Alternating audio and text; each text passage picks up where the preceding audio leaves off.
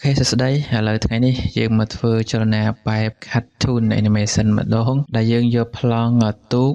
បណ្ដែតនៅលើផ្ទៃសមុទ្រម្ដងអូខេអញ្ចឹងជាដំបូងយើងត្រូវបង្កើត composition មួយយើងអាចចុចនៅកន្លែងនេះក៏បាន new composition មកហើយយើងធ្វើការ rename ឈ្មោះខ្ញុំថា boat on the sea ចុះអូខេខ្ញុំយក5វិនាទីហើយខ្ញុំ click OK គេបន្តមកទៀតខ្ញុំធ្វើការទាញទូករបស់យើងនេះមកលើនេះមួយមកអូខេបើសិនជាធំពេកយើងចុចស S ដើម្បីធ្វើការ scale អូខេខ្ញុំតែយកប្លង់ឡើងលើបន្តិចទៀតអូខេជាងបន្តមកទៀតខ្ញុំកាត់ទាញ view របស់យើងនេះអូខេខ្ញុំកាត់ទាញគេយកស S ដើម្បីធ្វើការ scale បន្តិចមកអូខេខ្ញុំទីមឡើងលើតិចទៀតអូខេខ្ញុំគិតថាយកប្លង់ប៉ុណ្ណឹងអូខេបន្តមកទៀតខ្ញុំធ្វើការគូស shape មួយអូខេខ្ញុំយកពណ៌ទឹកសមុទ្រមួយហើយធ្វើការគូសឲ្យទៅតាមត្រឹមមួយបាតនឹងសិនមកអូខេបន្ទាប់ពីបានប៉ុណ្ណឹងមកយើងចូលទៅកន្លែង selection យើងឈរទៅលើ shape ដែលយើងបានគូសនឹងមកយើងចុច control spaceហើយយើង set effect មួយមានឈ្មោះថា Turbulent Displace អូខេ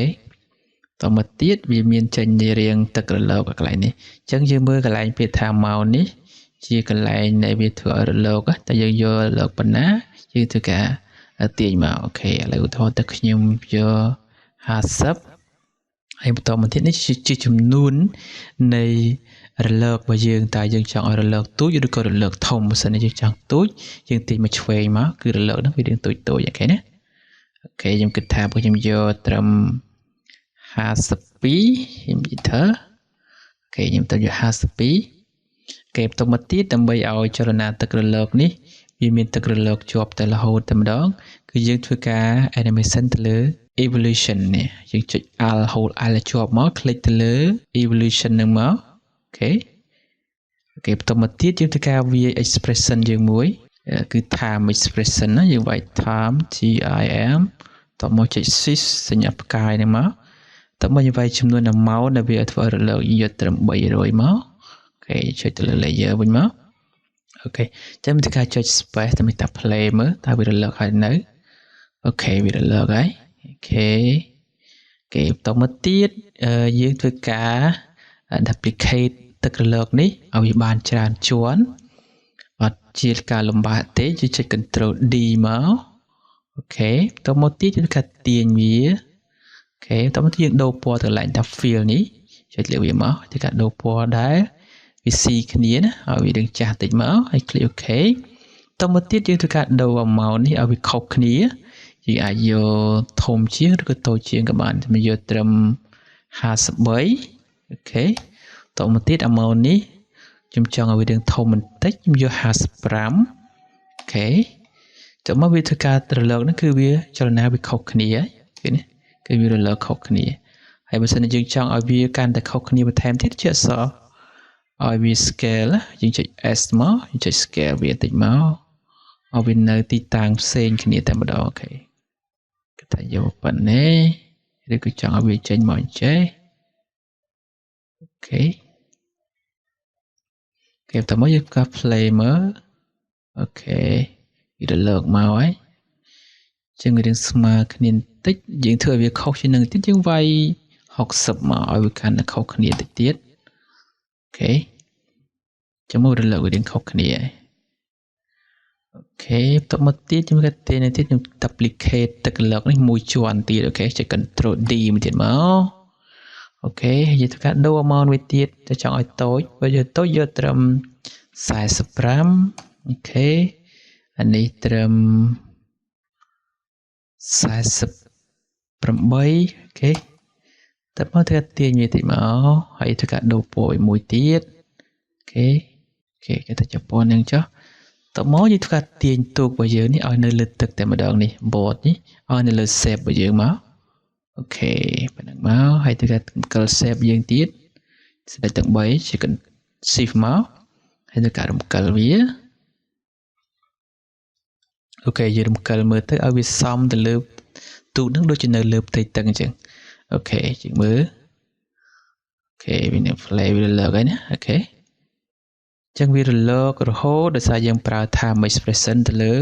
evolution ហ្នឹងអញ្ចឹងរហូតដល់អស់វិនាទីនៅក្នុង timeline របស់យើងអូខេជាបន្តមកទៀតគឺយើងធ្វើការ animation ទៅលើទូករបស់យើងនេះឲ្យមានចលនាគឺយើងឈរទៅលើ board នេះមកហើយជា p position ចឹងធ្វើការទាញទូកនេះឲ្យមកនៅខាងនេះសិនមកអូខេអញ្ចឹងបន្ទាប់មកធ្វើការ animation ទូកនេះឲ្យវាមានចលនាអូខេចឹងយើងអាចទាញទូកនេះមកមុខសិនមកក៏បានដែរអូខេឲ្យប៉ុណ្ណេះហើយចុចលើ keyframe មួយហើយយើងធ្វើការទាញ keyframe នេះឲ្យនៅចុងនៃ timeline របស់យើងថាយើងយក5វិនាទីទៅមកយើងធ្វើការទាញ board នេះមកវិញមកយើងចុច x នេះមករួចមកឆ្វេងដៃមកយើងទាញនំកិលឲ្យមកចឹងបើសិនយើងចាប់ទៅជារឿងយឺតយើងឈរទៅលើទូកនេះមកចុច C បញ្ជាប់មកអូខេ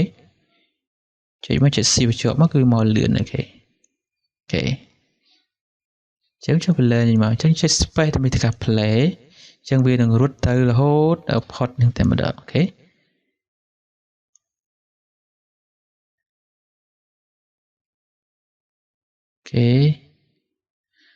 ចឹងដោយសារបើសិនវាលឿនគឺដោយសារ timeline របស់យើងហ្នឹងគឺ keyframe របស់យើងវារៀងតិចបើសិនយើងដាក់ឲ្យវិនាទីកាន់ទៅវិញថា10វិនាទីឬក៏20វិនាទីគឺវាកាន់តែយឺតតែអញ្ចឹងយើងស្រួលចលនាវាមកឲ្យវារឿង smooth តិចមក keyframe assistant អូខេចឹងធ្វើការចុច space នៅការ play ម្ដងទៀតអូខេ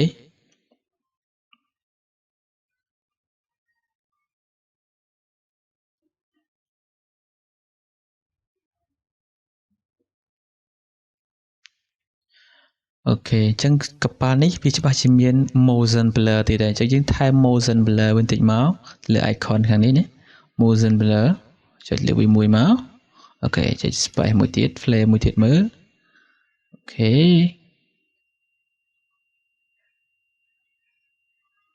វាមាន motion blur បន្តិចហើយអូខេនៅក្នុងវីដេអូនេះគឺមានតែប៉ុណ្្នឹងទេបើសិនជាអ្នកទាំងអស់គ្នាមានជាចម្ងល់ឬក៏សំណួរអាច comment នៅក្រោមវីដេអូនេះបានជួបគ្នានៅវីដេអូក្រោយ